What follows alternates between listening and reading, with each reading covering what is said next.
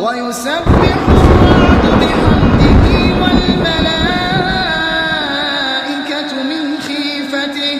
ويرسل الصواعق فيصيب بها من يشاء وهم يجادلون